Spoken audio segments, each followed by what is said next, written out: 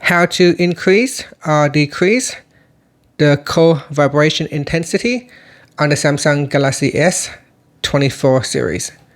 First, tap on the home button to go back to the home screen. Then from the home screen, swipe down at the top and then tap on the settings icon. Next, in settings, scroll down, and in here, tap on sounds and vibration. Then tap on ringtone, and then tap on vibrate while ringing.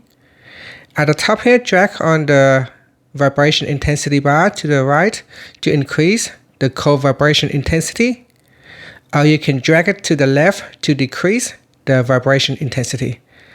And that's it. So that is how you can change the call vibration intensity on the Samsung Galaxy S24 series.